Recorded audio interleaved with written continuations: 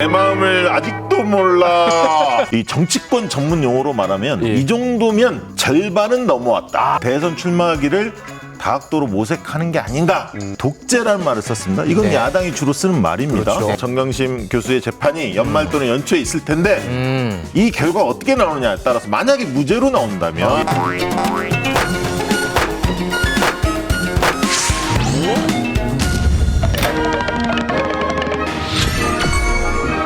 매주 목요일 대한민국 정치판을 발가락이 닿기도 전에 꿰뚫어 본다는 박시도사 박시영 도사님 어서 오십시오. 안녕하십니까. 반갑습니다. 네, 오랜만이시네요. 네. 자, 그러면 오늘은 우리 박시도사님의 전문 분야입니다.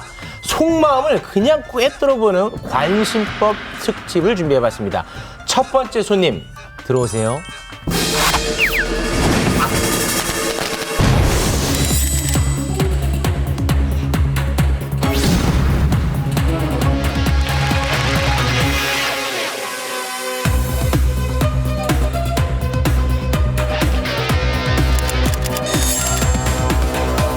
차라리 문재인 정부의 검찰총장에서 물러나서 본격적인 정치의 길로 들어서는 것이 현명할 것입니다.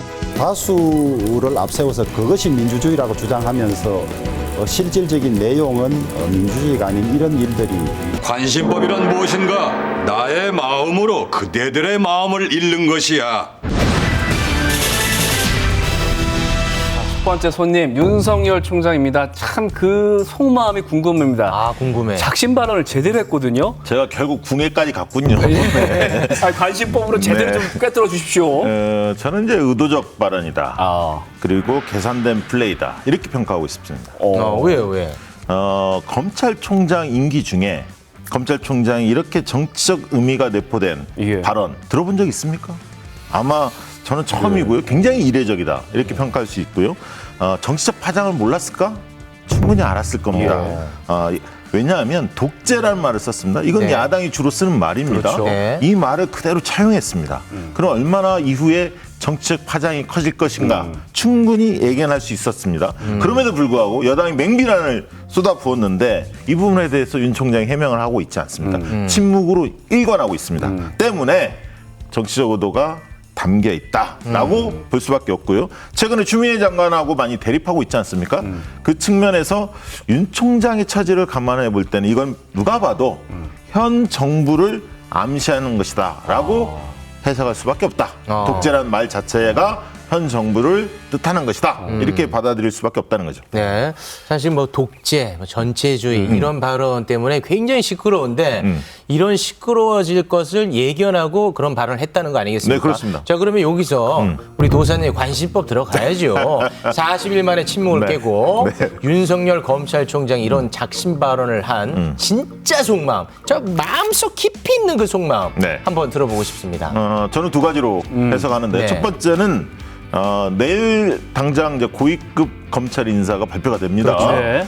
지금 상황으로 보면 식물총장이 될 가능성도 배제할 수 없습니다. 왜냐하면 특수부 대신에 공판부, 형사부 이런 어떤 인사들을 중요할 것이다. 이게 많이 알려져 있거든요. 네. 그러다 보면 자신의 리더십이 타격받는 것에 대한 불안감, 불만 이것을 표출하기 위한 하나의 표현이었다. 이렇게 보여집니다. 첫 번째는 불안감과 불만을 표현한 거다. 그렇다면 두 번째 속마음은 뭡니까? 두 번째는 권력과 싸우는 검사 이미지.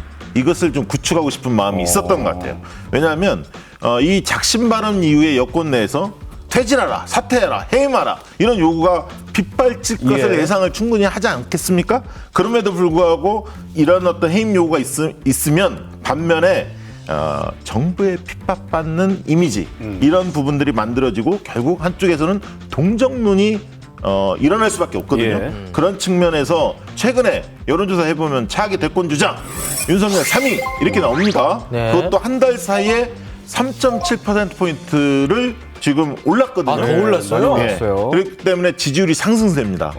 그런 힘을 받아서 뭔가 권력과 싸우는 검사 이미지 이 부분들을 구축할 수 있다라고 판단하지 않았을까. 그래서 스스로 중도에 사퇴할 가능성도 배제할 수는 없는 상태다. 네. 이렇게 보여집니다. 알겠습니다. 와, 중도 사퇴까지도 네. 지금 예측을 내년 하셨는데요. 7월이 임기가 완료되는데 네. 그 전에 사퇴할 가능성도 있다. 오, 네. 몇 알겠습니다. 월까지 예상하실 수 있습니까? 아직 안 보입니다. 안 보입니다. 예. 근데 그 정치인이 아닌 검찰총장을 두고 이런 질문하는 게 맞는지는 제가 잘 모르겠습니다만 현실이 막 던지잖아요, 그러니까 주로. 막 던지니까요. 네, 네. 이 작심 발언 이후 윤석열 검찰총장의 지지율 더 올라갈까요? 올라가죠. 더 올라가요? 3%포인트에서 5%포인트 정도는 올라갈 겁니다. 왜냐하면 통합당을 좋아하는 분들 내에서는 네. 야, 이제 윤 총장이 하는 걸 보니, 발언하는 걸 보니 대선에 뛰어들 가능성이 있어 보인다라고 받아들였을 것 같습니다. 아니 지금 그리고 도사님께서 윤 총장이 중간에 사퇴도 할 수 있는 가능성이 있다고 하셨잖아요. 늘 인생사는 그런 겁니다. 할 수도 있고 안 할 수도 있고. 네. 그렇다면 만약에 네. 그렇다면 윤 총장의 다음 행보가 궁금해지는데 뭐 자연스럽게 정치로 가는 겁니까? 이 정치권 전문 용어로 말하면 예. 이 정도면 절반은 넘어왔다. 이런 표현을 씁니다. 그래서 정치 부분에 대한 대선 출마하기를 다각도로 모색하는 게 아닌가 그렇게 추정이 좀 되고요. 네. 지금 이번에 작심 발언을 보면서 이거는 적어도 대선 출마 선언문 같이 느껴진다라고 평가하는 분들도 있습니다. 굉장히 파격적이었고 정책 용어를 사용했다는 거죠. 그렇지만 정치에 뛰어드는 게 쉽지만 않습니다. 그렇겠죠. 뭔가 벽이 가로막고 있습니다. 뭔가 그 벽을 뛰어넘어야 합니다. 그 벽이 뭘까요? 그 벽. 그렇게 애매모호하게 말씀하지 마시고 이 귀한 시간에 네. 그 벽이 과연 뭔지 그 변곡점이 될 어떠한 사건이 앞으로 일어난다는 겁니까? 결국은 바로 조국 전 장관의 재판 이것이 넘어야 할 벽이자 1차 관문이 될 것입니다. 그러니까 정경심 교수 관련해서는 그런 그렇습니다. 재판들. 예, 조국 전 장관 아내 정경심 교수의 재판이 연말 또는 연초에 있을 텐데 이 결과가 어떻게 나오느냐에 따라서 만약에 무죄로 나온다면 문제 나온다면 굉장히 무리한 수사를 했고 평지풍파를 일으킨 장본인으로 낙인 찍혀서 결국 중도층의 확장력이 떨어질 겁니다.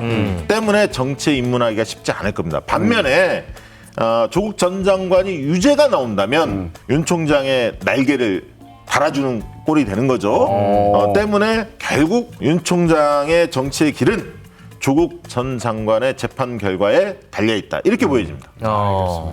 자 그렇다면 이제 오늘은 뭐 점괘를 뽑는 게 아니라 또 좀 특별한 장치를 준비를 했습니다. 네. 윤석열 총장의 속마음은 과연 뭘까요? 내 마음을 아직도 몰라.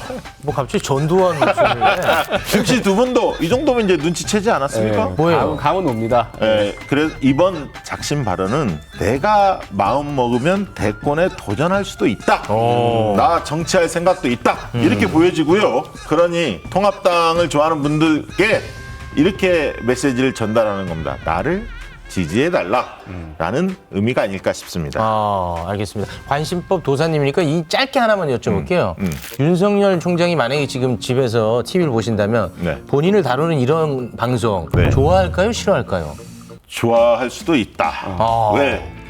뭐 정치로 뛰어들 것 같으면 많이 덜어주는 게 좋죠. 좋아요? 예. 그렇군요. 알겠습니다. 네. 박씨 도사님 잘 가요.